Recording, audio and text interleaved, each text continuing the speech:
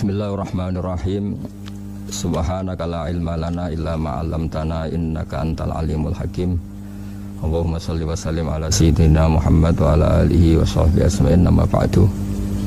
Yang sangat saya hormati Dekan Fakultas Kedokteran UGM, juga tri dari Profesor Zaini, Profesor Ova Amelia, yang terhormat Dr. Neni, Dr.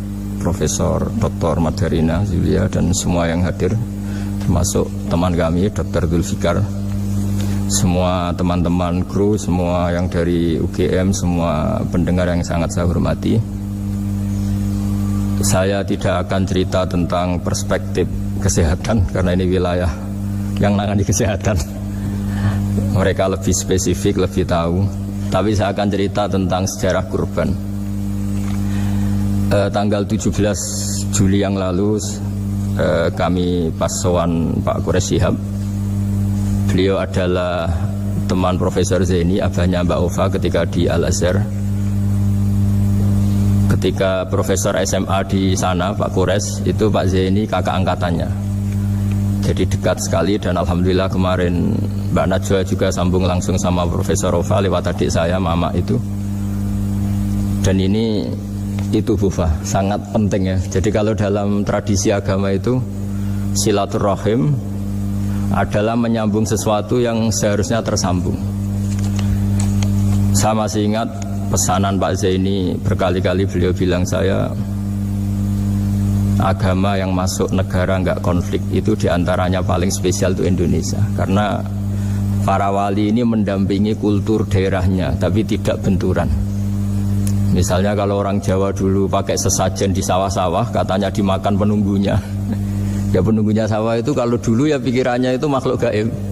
Di era modern ya penunggunya itu ya kambing, ayam itu. Jadi ya memang yang makan itu akhirnya. Tapi dulu itu aneh, diistilahkan dimakan penunggunya.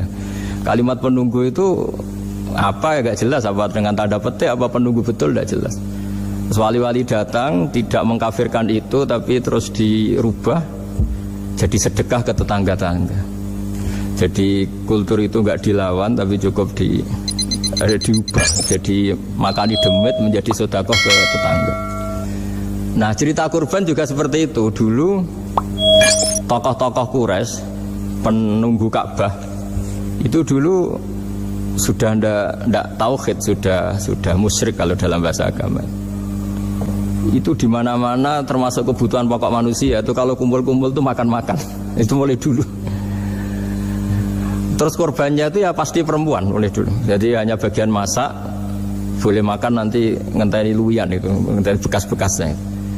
Sehingga yang nyortir Abu Jahal CS itu. Jadi yang kurban harus hewannya bagus, spesial, bahkan nggak boleh dikawinkan. Hewan yang mau dikorbankan itu nggak boleh dikawinkan, nggak boleh pernah dikendarai, nggak boleh pernah dipakai bajak sawah dan sebagainya. Semuanya serba spesial. Nanti dikorbankan di Ka'bah, yang dijual Ka'bah. Nah pertanyaannya, Ka'bah ini nggak pemakan daging, yang untung ya ketua-ketuanya ini, karena Ka'bah tidak doyan daging. Dan itu ya di atas namakan Allah, ini demi taqarrub ila Allah, demi itu. Sehingga mereka bilang waqalu hadhihi an'amu wa harsun hijrul la yat'amuha illa man nasa'u bi zamihim. Ini hewan kurban harus spesial dan yang berhak makan hanya orang-orang spesial, yaitu para penunggu Ka'bah, para sadanatul bait. Tapi karena mereka sudah tidak benar, tidak jujur, Islam mau merubah tradisi itu. Tapi kalau tradisi itu dirubah, maka Islam akan terkenal pelit, karena dari acara makan-makan menjadi tidak ada makan-makan. Jadi kadang kebenaran itu harus diganti dengan sesuatu yang tidak ekstrim, karena tadi dari acara makan-makan menjadi sama sekali nggak makan-makan. Maka terus diganti oleh Islam dengan kalimat udhiyah, dengan kata kurban. Nah kenapa itu harus terjadi? Karena kurban itu sebetulnya syariatnya Nabi Ibrahim, di mana orang Mekah itu memang turunan Nabi Ibrahim, sehingga sisa-sisa makan-makannya masih. Cuma mulai ada melenceng, ada sesajen, ada khurafat, ada bid'ah. Kemudian itu mulai masalah. Terus Rasulullah Muhammad SAW datang ingin benahi itu. Tapi yang dibenahi adalah menghilangkan kemusyrikannya, bukan makan-makannya. Akhirnya diganti oleh udhiyah. Nah, kenapa ada kurban? Kalau dalam banyak literatur, Nabi Ibrahim alaihissalam itu nabi yang paling, dengan tanda kutip, mengklaim kalau beliau itu orang paling sayang kepada Allah, paling dekat kepada Allah. Nggak ada yang dicintai selain Allah. Beliau memaklumatkan itu baik secara lisan maupun di gemuruh hatinya, di bisikan hatinya, di detak jantungnya, pikirannya seperti itu. Pas itu beliau belum punya putra karena beliau termasuk lambat punya anak. Suatu saat ditakdir punya putra, yaitu Ismail. Pas seneng-senengnya jalan, pas seneng-senengnya punya anak, sama Allah disuruh nyembelih. Anak kamu harus kamu sembelih. Ibrahim kaget. Kenapa ya Allah? Kamu adalah orang yang sering ngomong bahwa yang paling kamu cintai saya. Tapi setelah ada anak kamu, kayaknya enggak. Protes Nabi Ibrahim, Pak. Yang benar Gusti, iya harus anak kamu. Karena beliau kadung janji, kadung komitmen yang paling dicintai Allah, tidak ada yang lain. Saya akan mencintai engkau ya Allah, meskipun harus mengorbankan anak saya. Sehingga cerita terus disyariatkannya kurban itu.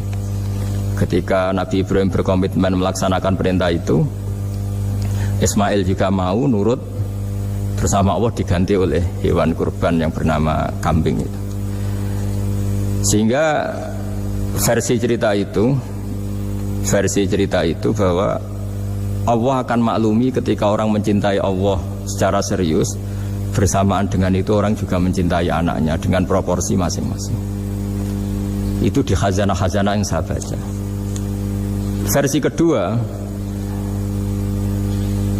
tapi ini nanti nggak perlu dipertanyakan. Nanti kalau UGM tanya itu versi yang paling baik, yang paling benar gimana? Yang tanya juga bid'ah, yang jawab juga bid'ah nanti. Karena itu wilayah yang kadung terjadi. Jadi kalau dalam ilmu hadis itu, kalau kadung terjadi, mau kamu unggulkan yang mana, tetap saja yang terjadi hanya satu, mau kelewat. Beda dengan istihad solusi. Karena mau terjadi ya kita uji coba. Kalau nggak cocok yang A ya cocok alternatif B, alternatif C. Kalau sudah kelewat, mau gimana? Kalau salah ya salah aja kan. Versi kedua begini, semoga versi kedua ini yang benar. Kalau ini benar, keren. Nabi Ibrahim itu memaklumatkan diri. Kalau dalam bahasa Arab itu iddia itu mengklaim bahwa dia adalah orang yang paling sayang terhadap makhluk Allah, semua hamba Allah. Terus beliau diterbangkan ke langit. Ya karena UGM ini lembaga akademik, nanti saya baca teksnya. Kalau bahasa Arabnya itu takbirnya. Diterbangkan ke langit, ke alam malakut. Ya tidak usah ditanyakan cara terbang gimana, nanti ribet nanti itu. Setelah diterbangkan di langit, wa kadzalika nuri Ibrahim malakutas samawati wal ardh, diperkenalkan alam langit, terus dipertontonkan. Itu ada sekian hamba Allah yang nyabu, yang ngefly, yang dugem, pokoknya yang maksiat-maksiat itu. Ibrahim ditanya sama Allah, gimana itu mereka menurut kamu? Damirhum, habisi saja ya Allah. Mereka makan rezekimu, hidup di bumimu, tapi mereka tidak mengindahkan engkau. Matikan saja. Sama Allah diturutin. Jalan-jalan lagi sampai 3 kali peristiwa tempat-tempat maksiat itu dihabisin sama Nabi Ibrahim. Beliau minta sama Allah supaya itu dihabisin. Singkat cerita, terus beliau diturunkan sama Allah. Setelah diturunkan, ya Allah tidak jawab, tidak apa. Allah itu punya sunnah, punya tradisi. Dengan nabinya itu tidak jawab. Suatu saat Nabi Ibrahim disuruh bunuh anaknya, disuruh nyembelih. Protes kan? Huwa samratu fuadi, ini kekasih saya, putra saya, kenapa engkau nyuruh membunuh? Terus kata Allah, kamu tidak ingat di malam kamu saya mi'rajkan, melihat hamba-hambaku, dan itu yang bikin aku, dan saya cinta sama mereka yang bikin saya. Kamu enak saja minta dibunuh. Sengkerian gantian saya yang minta, kamu tidak nurutin gitu. Kamu pas minta saya tidak tak pikir, langsung tak turutin. Kenapa saya yang sekarang minta kamu mikir gitu. Tapi huwa samratu fuadi, itu buah hati saya. Lah memangnya makhluk-makhluk itu makhluk siapa? Saya yang bikin. Kamu enak saja nyuruh bunuh.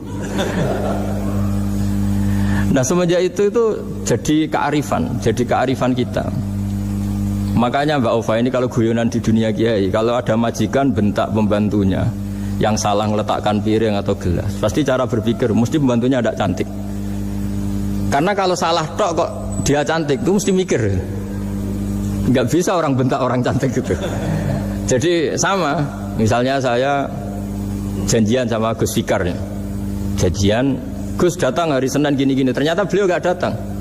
Kalau saya tidak punya utang, tidak atasan saya pasti marah. Sudah janji kok gini-gini. Saya bisa marah itu sebetulnya sebabnya itu dua. Saya kecewa dan dia tidak punya jasa. Tapi yang diomongkan hanya, wah, semua kamu khulful wa'di apa? Enggak tepat. Coba kalau ini atasan saya jadi dosen karena beliau misalnya. Saya punya utang beliau. Mbok nyulayani janji apa kan? Nggih mboten napa-napa kan. Sama. Ada majikan mencintai pembantunya karena sangat cantik, mana ada mencahno piring, omahe dirubuhno itu tidak apa-apa gitu kan gitu. Sama. Makanya ada guyonan di dunia kiai itu, ada anak perempuan kan nggak lazim ya perempuan pakai GL Pro kalau dulu, mungkin sekarang pakai Ninja, pakai celana jin. Sopo iku wong luput suwo itu? Siapa itu perempuan kok gitu? Niku ponakane jenengan Mbah. Astagfirullah, muga-muga pangeran nyepuro. Jadi langsung rubah dari maksudkan menjadi ndak karena keluarga. Nah, jangan-jangan kebencian kita pada maksiat itu oke, kita wajib benci maksiat, tapi tetap ada catatannya. Plus yang maksiat itu tidak orang yang terkait dengan kita. Coba kalau yang maksiat itu orang yang terkait dengan kita, itu anak kita, ponakan kita, mungkin istri kita, paling mintanya ya Allah ampuni, ampuni. Sama-sama maksiat, yang satu minta dihabisin, yang satu kita minta diampuni. Fair gak kita sebagai manusia? Tidak fair. Tidak fair. Nah, ya iya gak fair ya. Apa ya fair? Mikir. Makanya kalau ada guyonan, ya itu tadi. Ada supir salah dimarahin, pasti supir ini belum pegang rahasia. Tapi kalau sudah pegang kartu, si majikannya punya apalah gitu, simpanan gitu. Wah ini pegang, berani marah gak? Tidak ada. Ini dokter Kelik juga teman saya. Itu pengalaman sekali. Jadi itu guyonan kiai. Makanya jadi manusia itu nggak pernah adil sebenarnya. Makanya Allah pernah mensifati manusia itu bakanal insanu zaluman jahula. Manusia itu sangat zalim dan sangat bodoh. Kalau misalnya jenengan tanya orang soleh pun itu gimana? Orang soleh asal manusia tidak nabi itu ya mesti ada zalimnya. Makanya kalau dalam kitab hikam diterangkan, kitab hikam itu kitab yang olah manusia. Itu menyebut begini, manusia itu siapa? Dijawab, manusia itu mangkanat mahasinuhu masawiyah. Orang yang ketika baik saja salah, apalagi ketika salah. Kita misalnya punya toko laris itu, doanya mustajab, laris, pembelinya banyak, kualitasnya bagus. Pasti ada toko sekeliling yang megap-megap karena orang sekarang ke kamu kan gitu. Sama di kampus ya gitu, kalau ada kampus besar yang lain pasti kemahjub, terhalangi karirnya di semua. Sehingga orang supaya terus merasa salah, Rabbana dzulamna anfusana, meskipun kita sedang benar pun. Saya termasuk kiai yang kalau ngelepas haji, mungkin yang haji itu mangkel. Karena saya tidak pernah muji-muji haji, meskipun saya melepas orang haji. Umumnya kiai kalau ada orang haji kan dilepas haji mabrur, tidak ada lain balasan kecuali surga. Saya itu karena pernah kecil, pernah dengerin masyarakat. Itu ngenes ketika si kiai pidato tadi ternyata ngenes. Ngenesnya seakan-akan surga itu hanya milik yang haji. Wah, nak koyo kula sepundi Gus wong kula ora kelar kaji.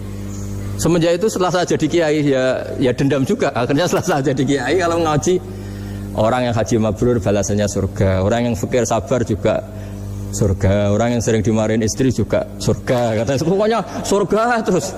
Sampai yang mau haji itu Gus, gimana kok bahas kita kok sama dengan mereka? Ya karena saya ada ulama pesanan kata saya gitu. Jadi artinya gini, ketika Anda muji ibadah haji jangan kira yang ngenes tidak banyak, yang ngeluh juga banyak karena mereka ada takdir gak mampu haji.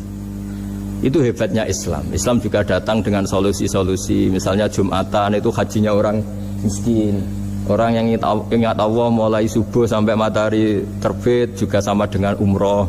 Jadi karena tidak semua orang itu mampu haji. Jadi itu Islam. Jadi nanti tak bacakan, jadi versi kedua itu Nabi Ibrahim diperingatkan Allah bahwa tidak seperti itu cara mengelola hambaku. Nah, Islam ini kata Allah anit tabi' millata Ibrahim hanifa. Referensinya Islam, mentornya Islam itu Nabi Ibrahim. Sehingga kita alhamdulillah punya sejarah wali songo. Saya punya orang tua Kiai Nur Salim itu sayang sekali sama umat, Mbah Mun juga gitu.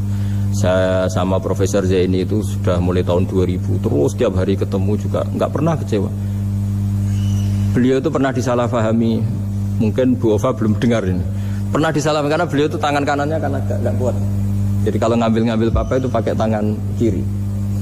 Itu pernah disalahpahami ya, mungkin orang hasud karena tidak mengkonfirmasi langsung mengklaim beliau itu kiai profesor, kalau apa-apa pakai tangan kiri. Kira-kira pertanyaan sunnah rasulnya mana kan gitu. Beliau itu ya hanya corong Jawa itu berambang, agak nangis tapi tidak sampai keluar air mata tapi berambang. Terus beliau bilang gini ke saya, nah, seharusnya gimana Mas Pak? Ya kalau Pak Zaini ingin jadi wali ya tidak usah menjelaskan. Kalau Pak Zaini ingin menjelaskan berarti ingin diakui makhluk. Tapi kalau nggak dijelaskan mereka salah paham terus. Tapi cepat jadi wali karena sudah mulai mengabaikan apa kata mereka. Tapi kalau menjelaskan ya enggak, ya lama jadi walinya. Tapi bagusnya orang nggak salah paham. Pak Zaini tertawa-tawa dok. Jadi wali apa enggak? Jadi saya tuh lama sekali sekamar dengan beliau ada di Badan Wakaf ya Mas Fajar ya. Badan Wakaf yang atas itu kan dulu tempatnya Pak Rektor kan kosong. Nah itu kita tempati sama Pak Zaini bertahun-tahun tiap hari diskusi. Dan nggak pernah ceritanya beliau itu penting karena seneng guyon. Memang khasnya ulama itu seneng guyon. Kemarin saya ketemu Pak Kures, beliau cerita saya ini punya idola Gus Pak. Kalau manggil saya Gus kadang ya Pak. Dulu beliau doktor filsafat. Lama-lama jadi Syekhul Azhar. Itu kalau ke kuliah pakai bis ya. Kata Pak Kures pakai bis. Suatu saat di Al Azhar itu kan beda dengan di yang lain ya, agak-agak modern. Si gurunya ini, beliau itu karena banyak yang berdiri, beliau duduk ada perempuan berdiri, terus yang lelakinya berdiri, terus jatah duduknya dikasihkan perempuan. Perempuannya itu pakai pakaian yang agak minim, agak seksi lah, agak minim. Terus si Syekhul Azhar tadi saat itu belum Syekhul Azhar, punya 2 permen. Ini ceritanya Pak Kures punya 2 permen, terus yang satu sudah dibuka, yang satu masih bungkusan, masih ditawarkan. Silakan Mbak kamu milih yang mana? Milih yang masih itu. Padahal bukanya itu supaya lebih gampang. Ternyata milih yang masih bungkusan. Kenapa Mbak? Ya ini lebih steril karena pakai bungkusan. Oh iya. Itu pelajaran itu. Terus Pak Kures nantang saya, Gus Pak punya enggak cerita tandingan? Wah kalau saya kebalikannya Pak. Di kereta itu ada Cina, enggak khitan ya. Ketemu sama kiai kampung. Terus, kenapa khitan? Enggak khitan juga sama gini-gini gitu. Terus dikasih pisang. Terus dimakan, dikupas dulu. Kok udah langsung aja. Terus kata Pak Kures, nah ternyata sama Pak Zaini sama Pak Kures itu dibalik ke profesorannya. Ceritanya itu ya guyon terus.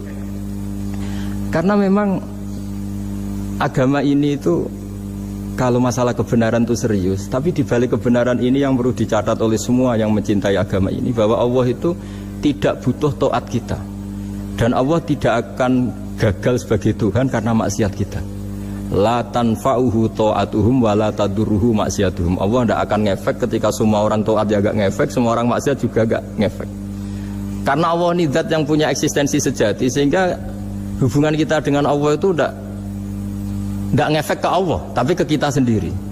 Sehingga mereka lebih rileks karena nggak merasa harus mati-matian bela Allah. Allah tetap Al-Qayyum, zat yang bisa berdiri sendiri. Sehingga di kitab-kitab itu ada bab namanya Mizahun Nabi, guyonan-guyonan Nabi. Itu ada babnya sampai di kitab Ihya, di kitab banyak lah kita.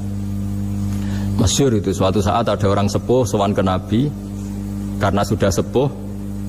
Beliau pamit lah, kira-kira jam segini pamit, ya Rasulullah saya mau pulang karena nanti kemalaman. Karena beliau jalan kaki yang orang sepuh. Kata Nabi, dah tenang saja di sini, nanti pulang kamu udah jalan kaki. La ahmilan naki alab ninakoh, nanti kamu tak naikkan anaknya unta. Pikirannya orang sepuh tadi namanya anak unta itu ya kecil. Wa ma fa'altu bibni naqo, apa yang bisa saya lakukan dengan anak unta? Sudah, tenang saja. Setelah beliau ngaji lama, ya dikasih unta tua itu. Silakan kamu bawa unta saya ini. Ini kan unta tua, ada anak unta. Ya meskipun tua ya anaknya unta kata Nabi. Ya Nabi cerita saja. Meskipun tua juga anaknya unta. Jadi agama itu rileks. Nabi Ibrahim kembali lagi ya karena syariat Ibrahim. Nabi Ibrahim itu pernah minta supaya nyawanya itu diperpanjang karena beliau ya, umumnya orang itu kan ingin nyawa panjang, ingin umurnya panjang. Beliau yakin penting nyawa panjang, umur panjang. Allah tidak jawab ke apa. Suatu saat ada tamu, orangnya itu sepuh sekali. Nabi Ibrahim karena orang yang sangat menghormati tamu dikasih kurma, apa itu? Anggur. Itu setiap dimakan dikunyah meler lagi keluar. Karena sudah sepuh, nggak ada giginya, dikunyah keluar lagi. Itu jawabnya Nabi Ibrahim, ya Allah, masuk lagi ke kamar, sholat lagi, mengcancel doa panjang umur.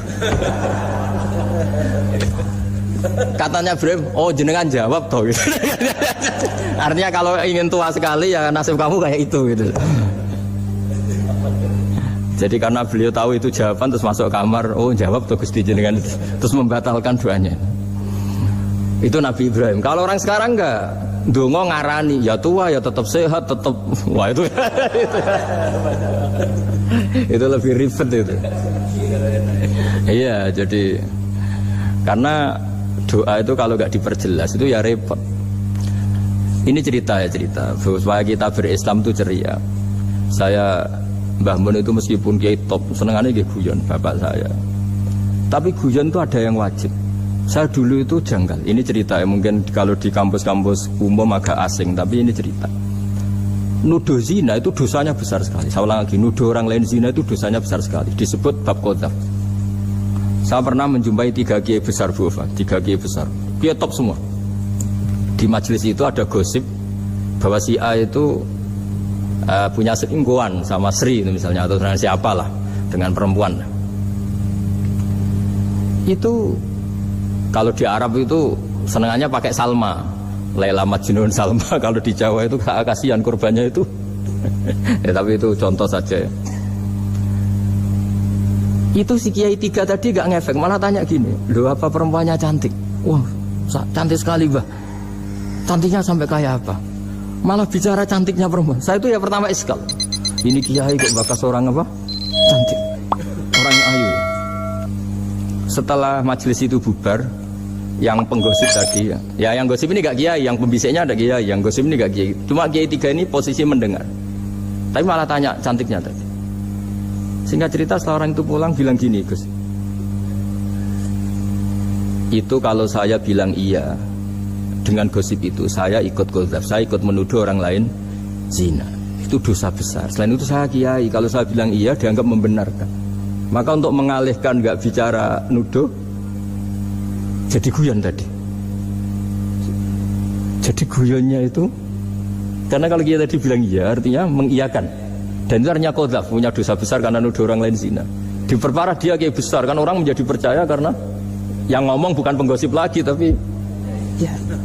Maka dialihkan tadi, loh ayo nucung. Sampai segitunya kearifan ini. Sehingga dulu ketika Ma'is itu seorang sahabat yang pernah salah besar. Itu Nabi ketika beliau ada gosip salah gitu ya, Nabi masih jangan-jangan kamu hanya mimpi, Cung. Jangan-jangan kamu hanya megang tapi tidak sampai zina. Sampai terakhir Nabi tanya, "Afi aklika seun, jangan-jangan otak kamu ini sudah agak error." Saking tidak inginnya Nabi mempercayai hal-hal seperti itu. Nah, problem kita di zaman sekarang justru kadang nyari-nyari supaya tahu buktinya. Yang dulu para orang soleh menghindari bukti itu supaya enggak suudzon, sekarang orang mencari-cari bukti. Padahal itu dilarang, wala tajassasu, orang enggak boleh mencari-cari kesalahan orang lain. Nah, itu kearifan-kearifan yang saya dapatkan dari Bapak, dari Mbah Mun, dari Pak Zaini, dari Pak Gures. Mereka orang-orang yang luar biasa menghindari ngomong penting. Sekarang itu orang banyak yang sering ngomong penting. Sebenarnya itu malah salah. Karena kalau ngomong penting itu vonis terhadap orang lain. Tapi kalau kamu rileks, tidak. Nabi dulu itu rileks sekali. Ketika beliau ngaji gini, terus ada pemuda lewat bawa cangkul mengabaikan pengajian Rasulullah. Banyak sahabat bilang, celaka orang itu, ada Nabi ngaji kok tidak ikut. Jawabannya Nabi unik. Jangan-jangan dia punya keluarga yang harus kerja, dan kalau harus kerja untuk nafkah keluarganya itu juga ibadah. Itu ya sunnah saya. Jadi Nabi rileks saja, tidak tersinggung, tidak. Nah, kenapa kita butuh rileks? Karena kebenaran sekali dipaksakan itu jadinya benturan. Dan itu wali-wali Songo itu dulu sudah berpikir seperti itu. Sehingga Pak Zaini yang sering ngendikan sama saya, kita ini bisanya mengikuti Mas Bah, kalau manggil saya Mas, tidak bisa benturan. Sehingga tadi ada modifikasi dari sesajen menjadi sedekah, dari apa menjadi apa. Jadi tidak langsung benturan. Dan itu khazanahnya, bacaan-bacaannya banyak sekali, termasuk peristiwa Udhiyah tadi. Jadi dulu kurban itu dipakai ajang orang-orang tokoh Quraisy supaya dapat daging yang bagus, di atas namakan Ka'bah. Jadi agama ini dijual mulai dulu. Sekunane kuno agama ini dijual. Dan agama mulai dulu ya prospek. Ka'bah itu bisa menyedot wisatawan berapa, wisata religi. Sehingga dulu ada Ka'bah tandingan, perhitungannya juga ekonomi. Jadi mulai dulu itu ya sudah seperti itu, mau apa memang Allah bikin dunia seperti ini. Jadi dulu, mulai dulu agama itu ya, sampai orang Yahudi gak mau iman sama Nabi ya pikirannya sederhana, kalau saya tokoh banyak yang sowan, banyak yang ngasih-ngasih. Kalau saya ikut Muhammad, saya anak buah, yang ngasih saya siapa itu? Jadi perhitungannya juga ekonomi. Jadi ketika Abraham mau bikin apa Ka'bah tandingan, itu perhitungannya juga ekonomi. Jadi ribet kan memang kalau manusia itu sudah ribet. Tapi Islam ini datang bukan untuk itu, tapi memaklumi itu. Itu hebatnya Nabi Ibrahim. Ketika beliau berdoa, ya Allah, keluarga kami saya tempatkan di Mekah. Rabbana liyuqimus sholata faj'al af'idatam minan nasi tahwi ilaihim warzuqhum minas samarat. Cuma menurut Islam dibalik, ya Allah, kita ini ingin anak-anak kami ini bersujud kepada Engkau, ingin anak-anak kami ini melakukan sholat. Tapi mereka ini manusia yang untuk ketahanan hidupnya butuh makan, butuh rizki, butuh ekonomi. Maka tolong ekonominya dijaga ya Allah. Jadi dibalik, demi sholat menjaga ekonomi. Jangan dengan demi ekonomi meninggalkan sholat. Jadi dibalik, jadi demi sholat menjaga ekonomi. Juga termasuk menjaga politik. Andai kan tidak ada orang Islam yang cakap politik, terutama yang soleh-soleh, kemudian negara bikin aturan ala mereka, sholat dianggap larangan, pengajian dengan larangan, juga repot. Makanya mulai dulu kiai-kiai itu ya politik, karena nggak ingin negara ini diatur oleh orang yang anti sholat, anti agama. Karena kalau negara terserah yang sedang jabat, kemudian yang jabat tidak soleh, bisa nganggap maksiat-maksiat tidak ilegal, yang pengajian justru ilegal. Nah, di sini kenapa banyak orang-orang soleh dulu ya rata-rata ya berpolitik mulai sebelum kemerdekaan sampai setelah kemerdekaan. Jadi itu ada filosofinya. Nah, bahwa ada oknum-oknum yang tidak seperti itu ya monggo, itu oknum. Tapi sebetulnya awal-awalnya kenapa banyak orang soleh yang politik, karena nggak ingin negara ini dipimpin oleh orang-orang yang anti agama, anti kebaikan. Sehingga berkahnya apa? Berkahnya negara ini berkonstitusi secara Islami. Meskipun tidak negara Islam, tapi tadi hak asasi manusia terjaga, hak belajar, hak beragama, hak ibadah. Coba bayangkan kalau kita jadi korut, Korea Utara kan pusing. Jadi, nah itu uniknya, lagi-lagi ini cerita uniknya. Itu mulai dulu itu tidak ada benturan. Ketika ada Masumi, ada Partai NU, ada macam-macam. Muhammadiyah datang di Jogja itu Mbah Ahmad Dahlan itu teman dekatnya Mbah Hasyim. Saya tahu banyak tentang, namanya dulu Darwis. Itu dulu ngajinya sama pernah buyut-buyut Qiyami di sini. Dulu ngaji Mbah Soleh Darat, Mbah Ahmad Dahlan sama siapa itu Mbah Hasyim. Ketika di Mekah yang Mbah Ahmad Dahlan ngaji Syekh Khotib Minangkabau itu ya sama Mbah Hasyim. Nah kebetulan Mbah Ahmad Dahlan hidup di Jogja yang zaman itu sudah khurafatnya kayak apa, karena ada sistem agama yang sangat, menurut beliau sangat jauh dari Islam yang murni. Terus beliau revolusinya seperti itu. Yang Mbah Hasyim nempat di Jombang. Nah itu kan murni ilmu sosial, murni muqtadul khal. Terus beliau punya metode yang berbeda, tapi nggak masalah, mulai dulu nggak masalah. Kemudian yang, jadi kalau yang kadang-kadang memasalahkan tuh ya memang yang nggak tahu masalah. Sebenarnya dulu itu ya biasa aja, karena ya itu urusan metode, urusan. Saya teruskan masalah udhiyah. Jadi yang diceritakan Nabi Ibrahim tadi, bahwa benci seseorang kita atas namakan maksiat itu tidak segampang itu. Karena jangan-jangan kebetulan yang maksiat itu keluarga kita. Apakah kita punya kebencian yang sama saat yang maksiat itu keluarga kita, atasan kita, teman kita? Ya kayak tadi, kalau saya corong jodi belenjani janji, ada orang janji sama saya nggak tepat waktu, saya bisa marah, itu pasti sebabnya jelas. Itu bawaan saya nggak berjasa sama saya. Kalau kata dokter Kelik nggak cantik ya.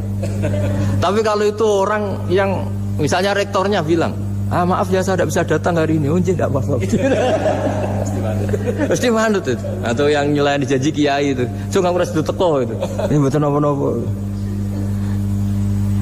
Gayanya aja kita marah karena khulful wa'di apa, ingkar janji. Sama. Intinya Nabi Ibrahim itu, coba kalau yang maksiat itu anak kamu berharap saya ngasih tobat kan, bukan langsung tak habisin kan. Intinya Allah ingin bilang ke Nabi Ibrahim, andai kan yang maksiat itu anak kamu, ingin saya menghabisi apa tak kasih tobat? Ya kasih tobat ya. Ya seperti itu saya yang bikin. Maka di Al-Azhar sana, kalau cerita orang-orang alim itu masyhur ini, ada tempat maksiat mau dihabisin sama orang-orang yang sangat keras. Ketemu Syekh Mutawalli Sa'rawi, ditanya, andai kan mereka mati saat maksiat, itu mereka ke surga apa ke neraka? Ya ke neraka. Terus ditanya sama Syekh Mutawalli, kalau mereka ke neraka, akan adzalika muradan Nabi? Apa seperti itu yang digedaki Nabi, umatnya mati terus masuk neraka karena belum tobat? Tidak, Nabi inginnya mereka tobat dulu. Ya sudah, jangan dihabisin, kamu berproses ikut mentobatkan mereka. Kebetulan ini mau mendengar.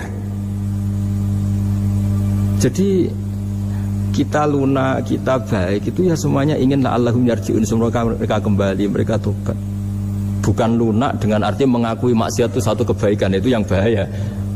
Kalau lunak sampai mengakui itu maksiat itu kebaikan, itu bahaya sekali. Tapi kita lunak karena kita ingin berproses untuk bertobat. Karena tadi, kalau kita punya nurani itu mesti, andai kan yang maksiat itu anak kita, atau teman dekat kita, atau orang yang berjasa sama kita, apa kita bisa tegas? Kira-kira gimana? Bisa kamu tegas sama anak kandung? Berat. Ditantang minggat saja pusing gitu. Nah, makanya terus ini saya baca teks aslinya ya, supaya mungkin sebagian yang punya kitabnya atau memang punya tradisi akademik supaya mendengar ini. Saya baca ini versi yang kedua ini di kitab Hikam. Kitab Hikam itu termasuk kitab pegangan para kiai, halaman 4 juz 2. Diredaksikan gini, waqat adzaballahu ta'ala, ini masih tentang kurban. Waqat adzaballahu ta'ala khalilahu Ibrahim fi ba'di mawatinihi al-azimah. Jadi Allah kalau dalam bahasa Arab memberi teguran itu namanya takdib. Makanya kalau orang nakal itu, kalau orang Jawa bilang kurang ajar. Sebenarnya ajar itu kan tahun ajaran baru. Ajar itu kan barang baik. Ya kan disebut tahun ajaran baru. Pengajaran, ajar itu kan barang baik. Ini kalau kurang ajar berarti kurang baik. Itu bahasa Arabnya orang yang kurang ajar perlu diajari. Itu kalau orang Arab bilang ditakdib, diwarai toto kromo, diadabkan. Jadi belum punya adab diadabkan. Ya, itu udah, tapi tentu Nabi Ibrahim nggak sampai kurang ajar. Ini kan cerita bahasa ya. Jadi kalau sebenarnya ajar itu udah buru-buru sama kurang ajar, berarti orang ini kurang pelajaran, kurang. Tapi di Jawa itu agak salah kaprah. Kalau kurang ajar itu ekstrim. Misalnya duduk di meja itu disebut kurang ajar. Sebenarnya ada se-ekstrim itu. Saya teruskan ya. Terus wa 'allamahu kaifa yatakhallaqu bihadzal khuluqil karim inda tilaihi alal asrar. Terus disebutkan anak Ibrahim annahu arhamul khalqi qal farafa'ahu wa ta'ala hatta asyrafa ala ahlil ardi. Nabi Ibrahim diterbangkan ke langit sehingga melihat di bumi yang maksiat-maksiat itu. Faqala ya rabbi damirhum, habisi saja. Terus faqala wa ana arhamu bi ibadi minka ya Ibrahim ihbit fala'allahum yatubun wa yarji'un. Jadi setelah permintaannya semua dikabulkan, dihabisin sama Allah, terakhir cobalah kamu sekali-kali dakwah ke mereka. Kamu belum pernah dakwah kok tahu-tahu minta mereka dihabisin. Coba kamu dakwah jangan-jangan mereka mau kembali. Nah terus sebagian cerita itu terus diteruskan ketika suatu saat Ibrahim akhirnya diminta menyembelih putranya. Inni ara fil manami anni atfahuka fangdur madza tara falamma tashammara lidzalik wa akhadha sikin biyadihi qala Allahumma hadza waladi wa samratu fuadi wa ahabbun nasi ilayya. Ya Allah, ini buah hatiku, ini orang paling saya cintai, kenapa engkau menyuruh ini supaya saya bunuh? Terus beliau dijawab sama Allah, ama ta'lamu anni rahimun bi ibadi kama anta syafiqun bi waladik fa idza sa'altani ihlaka abdi as'aluka dzabha waladik wahidan bi wahidin. Jadi kalau dulu kamu minta supaya hamba saya tak habisin karena maksiat, sekarang saya juga minta kamu menghabisi anak kamu. Tapi ini kan anak saya, sama itu hamba saya yang bikin juga saya. Nah semenjak itu Ibrahim dianggap sebagai bapak kasih sayang. Karena semenjak itu terus beliau orang yang paling sayang. Sampai ada 3 nabi yang menjadi metodenya Rasulullah SAW sebagai mentornya. Kalau Nabi Nuh melihat kemaksiatan langsung bilang, Rabbi la tadzar alal ardi minal kafirina dayyaru, habisi semua ya Allah. Tapi kalau Nabi Ibrahim apa? Faman tabi'ani fa innahu minni wa man asani fa innaka ghafurur rahim. Orang yang ikut saya ya karuan kelompok saya, dan yang sebelum ikut semoga engkau mengampuni. Tentu lewat proses dakwah, lewat proses. Nah, Wali Songo, kembali ke Wali Songo dan para guru-guru kita, itu seperti itu semua. Jadilah Islam yang di Indonesia, Islam rahmatan lil alamin, itu konstruksinya ya dari ilmu-ilmu seperti ini, bacaannya seperti ini. Karena ternyata kita tegas tadi ujung-ujungnya karena itu tidak cantik, tidak atasan kita, tidak berjasa sama kita. Kamu kalau ada supir telat, supir kok telat datang kantor gini, pasti supir itu belum pegang rahasia. Setelah pegang rahasia tak jamin aman itu meskipun telat. Karena lebih ngeri mesti. Artinya manusia itu kayak apa ngeklaimnya tegas, disiplin, objektif. Kira-kira iya apa enggak? Enggak lah kayaknya ya. Ya pasti tadi. Nah itu yang makanya bapak saya kalau guyon sama saya itu, kan umumnya orang itu kalau di dunia kiai muji istiqomah. Istiqomah itu konsisten jadi imam masjid, konsisten jadi guru, jadi apa. Kalau bapak itu sering guyon ke saya, iku istiqomah apa mau digenti wong liya katanya. Artinya di balik istiqomah itu juga ada catatan lain. Jangan-jangan ambisi gak mau diganti orang lain. Jadi artinya manusia itu dalam benar saja ada unsur salahnya, apalagi pas salah gitu maksudnya. Nah ya pas benar saja ada unsur salahnya, apalagi pas salah. Nah, itulah dengan sudut pandang seperti ini adalah orang terus gak gampang menghakimi orang lain. Karena manusia yang baik adalah cukup dia merasa aibnya banyak, salahnya banyak, kemudian itu menyibukkan dia dari mencari-cari aibnya orang lain. Makanya kalau dalam cerita Ibrahim alaihissalam, karena kurban itu identik dengan syariatnya Nabi Ibrahim. Ini saya punya catatan yang kemarin tak baca juga di Jakarta. Itu suatu saat Nabi Ibrahim itu didatangin orang Majusi dulu. Orang Majusi itu ya tidak beragama. Singkat cerita Nabi Ibrahim itu terkenal kaya dan suka menghormati tamu. Suka. Dulu tamu itu sangat penting dihormati karena dulu gak ada warung, terus padang pasir. Kalau sekarang itu ya wajib dihormati tapi tidak wajib-wajib banget. Karena biasanya sudah marung di mana-mana. Sudah marung di mobilnya bawa apa? Bekal. Kalau dulu di padang pasir kalau tamu nggak dihormati bisa mati betul. Kadang sudah hari perjalanan itu nggak makan nggak apa karena di padang pasir warung nggak ada, nggak bisa ngopi-ngopi ya. Sehingga kalau menghormati tamu dulu itu pahalanya luar biasa ngasih makan itu. Kalau sekarang ya pahalanya biasa aja karena ya tamunya makannya ya biasa aja karena udah kenyang duluan itu. Singkat cerita orang ini datang ke Ibrahim minta dikasih makan. Nabi Ibrahim mengatakan kamu syaratnya harus Islam dulu, kalau enggak kasih makan. Karena Ibrahim itu seorang nabi dan beliau komitmennya seperti itu, si tamu tadi putus asa. Akhirnya wala itu ya sudah meninggalkan Ibrahim. Setelah beberapa jangkah Allah bilang ke Nabi Ibrahim, orang itu umurnya berapa tadi bilang ke kamu? 50 tahun. Pernah enggak orang itu kelaparan? Kata Allah, enggak, baru ini kelaparan. Terus kata Allah, mundu khamsina sanatan nut'imuhu ala kufri. Falau nawal tahu lukmatan min ghairi antu talibahu bitahiri dinik lakana ahsan artinya. Orang itu umurnya 50 tahun. Itu ya tak kasih makan padahal dia majusi. Kamu baru diminta sehari saja minta syaratnya Islam. Terus itu ada di kitab apa Ar-Risalah Al-Qusairiyah di halaman 262. Jadi cuma dulu itu motifnya semuanya agama, bukan atas nama demokrasi atau kebebasan beragama. Karena dulu itu orang dulu itu kan saking sayangnya Allah, apa-apa konstitusinya ya perintah Allah. Dan ternyata perintah Allah seperti itu, akhirnya dipanggil. Kemana ya majusi ke sini tak kasih makan. Terus majusinya kan kaget. Ada apa? Kenapa kamu rubah? Ditegur Tuhan. Iya, ditegur Tuhan. Jadi dan alhamdulillah saking simpatiknya orang Majusi tadi akhirnya masuk Islam. Sama itu kan mirip orang Yahudiyah atau Yahudi itu yang tanahnya itu diambil ya sama Amr bin As untuk perluasan masjid di Mesir. Ya ketika lapor ke Sayyidina Umar, ngiranya itu kan dibenarkan perluasan masjid, ternyata Umar belain yang Yahudi. Iya, yang punya tanah harus dikembalikan tuh haknya. Jadi Islam itu menghormati hak kepemilikan meskipun itu milik non muslim. Jadi kata Allah, mut khamsina sanatan nut'imuhu ala kufri. Falau nawal tahu lukmatan min ghairi antu talibahu bitahiri dini. Mbok dikasih makan aja, enggak usah nyuruh ganti agama. Wong saya saja yang Tuhan ngasih makan dia sudah 50 tahun. Tanpa syarat.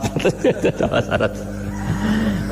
Ya jadi ini cerita ya Bu Ufa. Jadi kita mungkin kenangan saya dengan Bapak, Bu Ufa dengan Profesor ini kebetulan teman dekat sekali sama saya dan hampir tiap hari saya ketemu minimal 3 jam bertahun-tahun sampai kalau kehabisan cerita akhirnya cerita keluarganya karena kesuwan belajar karena akhirnya cerita keluarga.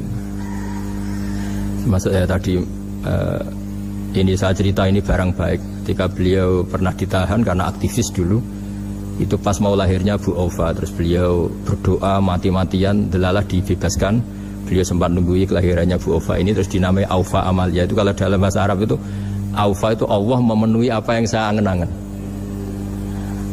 Jadi itu ceritanya itu gitu. Jadi nama itu spontan aja ketika iya, jadi beliau itu aktivis dulu. Bukan di penjara karena korupsi atau kriminal, bukan karena aktivis. Karena kalau model sekarang Bu Ufa kalau nggak dijelaskan detail ditahan karena aktivis. Nanti dikira ditahan karena yang lain. Ribet kan? Jadi ditahan karena beliau itu dulu aktivis, bukan karena apa. Ya saya kira demikian. Monggo kalau ada sesi tanya jawab, kalau tapi yang ringan-ringan saja nanti jadi serius.